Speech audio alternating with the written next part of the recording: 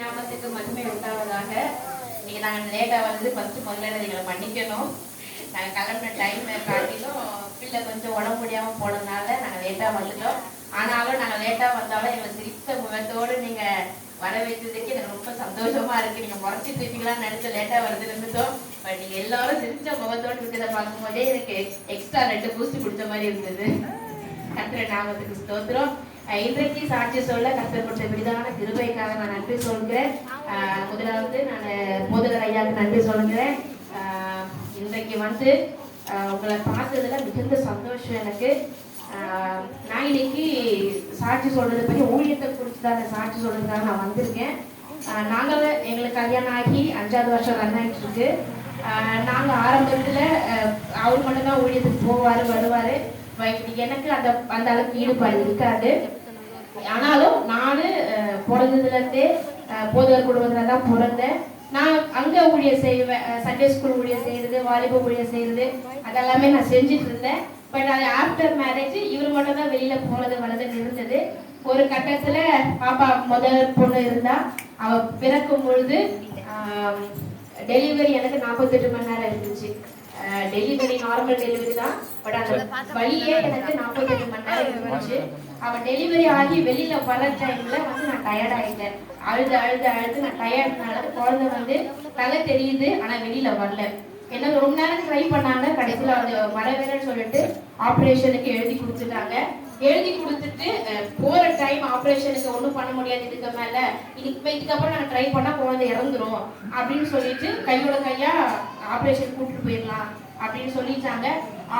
போற டைம்ல ஒரு நர்ஸ் வந்தாங்க.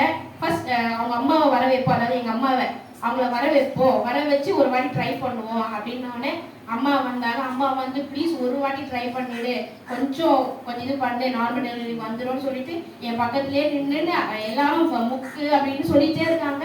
பட் ஆனால் எனக்கு உடம்பு முடியல. ஆனாலும் எங்கள் அம்மா பக்கத்துல இருந்து ஜெபம் பண்ணிட்டே இருக்காங்க, எப்படியாவது வரணும்னு சொல்லிட்டு. இருந்தாலும் ஒரு கட்டத்துல பாப்பா நார்மல் டெலிவரியாவே பிறந்துட்டா. அப்போ நாங்கள் 2 பேருமே என் கணவர் வெளியிலேருந்து முடிவு பண்ணியிருக்காரு, நாங்கள் போனால் ஊழியத்துக்கு எங்கே போனாலும் குடும்பமாக தான் போவோம், நாங்கள் எங்கே ஊழியத்துக்கு இங்கே செஞ்சாலும் என் பிள்ளையோட தான் நான் போவோன்னு சொல்லிட்டு அப்போ நாங்கள் பொருத்தனை பண்ணிக்கிறோம். அன்றைக்கு பொருத்தனை பண்ணது இன்ன வரைக்கும் நாங்கள் குடும்பமாக தான் ஊழியம் செஞ்சுட்டு இருக்கோம். எங்கே போனாலும் நாங்கள் குடும்பமாக தான் போயிட்டு இருக்கோம். எங்கே ஆனால் ஊழியத்துக்கு எங்களுக்கு போனாலும் பல தடைகள், சொல்ல முடியாத தடைகள் எங்களுக்கு வந்துட்டே தான் இருக்கும். எங்கள் நிமித்தம் வருதோ இல்லையோ, எங்கள் பிள்ளைகள் நிமித்தம் எங்களுக்கு பல தடைகள் ஊழியத்துக்கு வரும். ஏன்னா சத்துருவானுக்கு பொறுக்காது இல்லையா, ஊழியத்துக்கு போறது எதுக்கு போறோம், ஆத்மாவை ஆதாயப்படுத்துறதுக்காக போறோம் இல்லையா. அதனால சத்துருக்கு பொறுக்காது பல போராட்டங்கள் பிள்ளைகள் நிமித்தம் எங்களுக்கு வரும். திடீர்னு அவ உடம்பு சரியாம போவா, இல்லை இவன் படுத்துருவான். போன மாதத்துல கூட எங்க ஊழியத்துக்கு நாகர்கோயில் ஊழியத்துக்கு செல்லும் பொழுது என் பிள்ளை ரொம்ப படுக்கையாயிட்டா. ஹாஸ்பிட்டலில் போய் அட்மிட் பண்ணணுன்ற ஸ்டேஜுக்கு போயாச்சு. ஆனால் இவங்க டிக்கெட் போட்டாங்க, போயே ஆகணுன்ற சூழ்நிலை. 3 நாள் தான் இருக்கு போக வேண்டியதுக்கு ஊழியத்துக்கு, 3 நாள் தான் இருக்கு. ஆனால் பிள்ளை டாக்டர் என்ன சொல்லிட்டாரு, அட்மிட் பண்ணிடுங்க. ஏன்னா மூச்சு திணறல் வந்துருச்சு. ஜுரம் 103 டிகிரி, 10 நாளாக 103 டிகிரிலே இருக்கு. ஒரு கட்டத்தில் மூச்சு திணறல் வந்துருச்சு. அதனால அட்மிட் பண்ண நான் சொன்னேன், பார்த்துக்கிறதுக்கு ஆள் இல்லை டாக்டர், நான் நர்ஸ் தான், நானே போய் வீட்டில் என் பிள்ளைய நான் பார்த்துக்கிறேன்னு கர்த்தர் மேலே பாரத்தை போட்டு விசுவாசத்தோடு நாங்கள் வந்துட்டோம் வீட்டுக்கு. வந்த பின்னாடி சரி அட்லீஸ்ட் டெஸ்ட்டாக எடுங்க, பிளட் டெஸ்ட் எடுத்துருங்க. எல்லா பிளட் டெஸ்ட்டும் சொன்னாங்க. குழந்தைக்கு மூக்கில் வாயில் டியூப்லாம் போட்டு இந்த corona test, pneumonia test, flu டெஸ்ட்டுன்னு எல்லாமே எடுத்தோம். எல்லாத்தையும் எடுத்தோம். ஆனால் கர்த்தர் மேலே நாங்கள் விசுவாசமாக இருந்தோம். என் கணவர் அதிகமாக ஜெபிச்சாரு, நான் ஊழியத்துக்கு போயே ஆகணும், என் பிள்ளை சரியாயிட்டா நான் ஊழியத்துக்கு போயே ஆகணும்னு இருந்தாரு. அது சொன்னா போல ரிசல்ட் வந்துச்சு. எல்லா ரிசல்ட்டும் நெகட்டிவ். பிள்ளை ஒண்ணுமே இல்லை, நல்லா தான் இருக்கான்னு சொன்னாங்க. கர்த்தருக்கு கொடான கோடி நன்றி. அவங்க கிளம்புறதுக்கு முந்தின நாள் பிள்ளை ரொம்ப ஆரோக்கியம் ஆயிடுச்சான், நல்லா இருந்தா. இவங்களும் போயிட்டு ஊழியத்தை நல்லபடி முடிச்சுட்டு வந்தாங்க. நம்ம எப்போ ஊழியத்துக்குன்னு போனாலும் முதலாவது நம்மளுக்கு ஒரு வாஞ்சை இருக்கணும், ஊழியத்துக்கு போகணுன்ற ஒரு வாஞ்சை. ஏன்னா அறுவடை மிகுதி ஆட்களும் குறைவு. அதனால நாம முன்னாடி ஒரு ஸ்டெப் எடுத்து வைத்தாதான் என்ன பண்ண முடியும், சபைக்கு ஆத்துமாக்களை கொண்டு வரவே முடியும். நம்ம ஒரு படி முன்னாடி நம்ம தடைகள் வரதான் செய்யும். நம்ம இந்த கடவுள் நம்மளை கொண்டு வந்த நோக்கம், கடவுள் நம்மளை தெரிந்து கொண்ட நோக்கம், நம்ம போய் மற்றவர்கள் என்ன பண்ணணும், ஆதாயப்படுத்தணும். ஆத்துமாக்கள் நம்ம என்ன பண்ணணும், கொண்டு வரணும். நான் இன்னைக்கு இங்க நின்று உங்க மத்தியில சொல்றேன்னா அது ஒரு சாட்சி. கர்த்தர் எனக்கு இன்றைக்கு இந்த ஊழியத்தை கொடுத்திருக்காரு.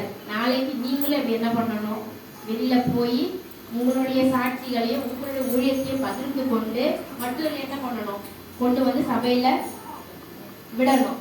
ஏன்னா நம்மளுக்கு நம்ம மேல் விழுந்த கடமை, கரெக்டா நம்ம மேல விழுந்த கடமை ஆத்துமாக்களை ஆதாயப்படுத்துறது. கர்த்தர் நம்மளை தெரிந்து கொண்ட நோக்கமே நம்ம போய் மற்றவர்கள்கிட்ட அவருடைய நன்மையை அவருடைய அதிசயங்கள் என்னன்றதை விவரித்து சொல்லி அவங்கள நம்ம என்ன பண்ணணும், கொண்டு வந்து சபையில விழுந்தா நம்மளை கொண்டு வந்து நோக்கமே. நம்ம எல்லா நேரமும் ஏசப்பா என் பிள்ளையை ஆசீர்வதிங்க, என் கணவர் ஆசீர்வதிங்க, என் வீடு கொடுங்க, வாசல் கொடுங்க, எனக்கு பணம் கொடுங்கன்னு நம்ம கேட்ப. கண்டிப்பா அது நமக்கு தேவைதான். ஆனா அது ஒரு பக்கம் இருந்தாலும் அடுத்த பக்கம் நமக்கு தேவையானது முதலாவது ஊழியம், ஆத்மா அறுவடை. மாசத்துக்கு ஒரு வாட்டி, அட்லீஸ்ட் மாசத்துக்கு ஒரு வாட்டி ஒரு ஆத்மாவுக்கிட்டயா நம்ம பேசி என்ன பண்ணணும், ஆத்மாவை சபைக்கு கொண்டு வரும். எங்க வீட்டுக்காரர் சொல்லிட்டே இருப்பாரு, இந்த மாசம் கேலண்டர்ல போட்டுட்டே இருப்பாரு, நான் எத்தனை ஊழியம் இந்த மாசம் செஞ்சேன்னு. கொஞ்சம் குறைவா இருந்துச்சுன்னு வச்சுக்க, அந்த மாசம் எனக்கு வீடுன்னு சொல்லிடுவாரு, வேஸ்டா போயிடுச்சு இந்த மாசம் எனக்குன்னு. ஊழியத்துக்கு வேலைக்கு 30 நாள் போனா கூட அவருக்கு திருப்தி இருக்காது. ஆனா ஊழியத்துக்கு போனா மாத்திரமே எங்க கணவர் சொல்லுவாரு, ஊழியத்துக்கு போனா மட்டும் எனக்கு நிம்மதியே இருக்குது. இந்த வேலைக்கு போறதுனால அவங்க கொடுக்குற காசுனால ஒரு பட்ட நிம்மதி எனக்கு கிடைக்க மாட்டேது. நான் ஊழியத்துக்கு போய் அந்த மைக்க புடிச்சாலே எனக்கு எங்கெந்தான் அந்த செம்பு வருதோ தெரியல, எனக்கு எங்கெந்தான் அந்த உற்சாகம் வருதோ தெரியல. ஆனா நீங்களும் அதை ருசி பார்க்கணும். ஏன்னா நாங்க குடும்பமா போகும்போது எங்களுக்கு கிடைக்கிற சந்தோஷம் மிக பெரியது. அது நாங்க அந்த போற இடத்துல நாங்க பல போராட்டங்கள் மத்தியில் அந்த ஊழியத்துக்கு செல்வோம். அந்த போற இடத்துல கர்த்தர் மகிமையா அந்த ஊழியத்தை ஆசீர்வாதமா கொடுப்பாரு. கர்த்தர் நாமத்துக்கு அந்த இடத்துல மகிமை பெறும். அது இல்லாம நாங்க வீட்டுக்கு வரும்போது அதற்கான பலனை அதிகமா நாங்க காணுவோம். ஊழியத்துக்கு போறதுக்கு முன்னாடியே எங்களுக்கு தடை இருக்கும். ஆனா அந்த ஊழியத்தை முடிச்சு நாங்க வீடு திரும்பும் போது கர்த்தர் எங்களுக்கு பல மடங்கான ஆசீர்வாதத்தை வச்சிருப்பாரு. இன்றைக்குமே நாங்க ஊழியத்துக்கு வரும்போது நேற்று மதியம் வரைக்கும் நல்லா இருந்தவர் ஈவினிங்க்கு மேல காது வலி வந்துருச்சு, வாய் வலி வந்துருச்சு, தலைவலி வந்துருச்சு, ஜுரம் வந்துருச்சு, படுத்துட்டா. அழுதா நைட்டு ஃபுல்லா பிள்ளை தூங்கவே இல்லை. காலையில எழுப்பி கூட்டிட்டு வரும்போதெல்லாம் வாந்தி எடுத்துட்டே வந்தா. ஒரு கடந்து இப்ப உள்ள வந்துட்டு நல்லா ஆயிட்டோம். எங்கதான் அந்த ஜுரம் போச்சுன்னு தெரியல, அந்த கோல்டு எங்க போச்சுன்னு தெரியல. அவளை பார்த்தா நீங்க சொல்லவே மாட்டீங்க உடம்பு சரியாத பிள்ளைன்னு சொல்லிட்டு. ஆனாலும் கர்த்தர் எல்லாமே நன்மைக்கு என்றே செய்தி முடிப்பார். இன்றைக்கு என் கணவர் கொடுக்க போற ஊழிய வார்த்தை நிமித்தம் உங்களுக்கு எல்லாம் ஆசீர்வாதமா இருக்கும் போது ஒரு பெரிய விடுதலை காண போறீங்க. அந்த ஒரு காரியத்து நிமித்தம் தான் கர்த்தர் யாரை கொண்டு அவர் நாம மகிமை கொண்டு எங்களுக்கு பல போராட்டங்கள் நடக்குது. ஆனாலும் கர்த்தர் மகிமைக்கு என்று எல்லா காலத்தையும் என்ன பண்ணுவாரு, செய்து முடிப்பார். இது பின்னாடி நாங்க வீட்டுக்கு போறதுக்குள்ள ஒரு பெரிய அற்புதத்தை எங்க வீட்டுல வச்சிருப்பாரு. நாம நீங்களும் ஊழியம் செய்யுங்க, உங்க சபைக்கு ஆத்துமாக்களை கொண்டு வாங்க, அறுவடைய சீக்கிரம் என்ன பண்ணுங்க கொண்டு வாங்க. உங்க ஊழியத்துல கணவர் ஊழியத்துல இருந்தாலும் சரி, மனைவி இருந்தாலும் சரி, ஒருத்தர் ஊழியத்துக்கு போனோம்னாலும் கண்டிப்பா வடிவாசல உண்டு பண்ணி கொடுங்க. யாரும் தடையா நிக்காதீங்க. ஒருத்தர் ஊழியத்துக்கு போறாங்களா அவங்க உற்சாகமா அனுப்பிச்சு வைங்க. கணவர் போறாரா உற்சாகமா ஜெபம் பண்ணி அனுப்பிச்சு வைங்க. மனைவி போறாங்களா நீங்க உற்சாகமா கணவர் உற்சாகமா அனுப்பிச்சு வைங்க. குடும்பமா ஊழியத்துக்கு போறதுல நீங்க 10 லட்சத்தை கையில கொடுத்தா கூட வராத சந்தோஷம், அந்த போயிட்டு நீங்க ஊழியத்தை செஞ்சுட்டு வரும்போது அதுல கிடைக்கிற சந்தோஷம், நீங்க கையில அவ்வளவு காசு கொடுத்தா கூட அந்த சந்தோஷத்தை உங்களால பார்க்கவே முடியாது. நாங்க அனுபவிச்சிருக்கோம், அதை நீங்களும் அனுபவிக்கணும்னு நான் வேண்டிக்கிறேன். கர்த்தர் கோடி ஸ்தோத்திரம்.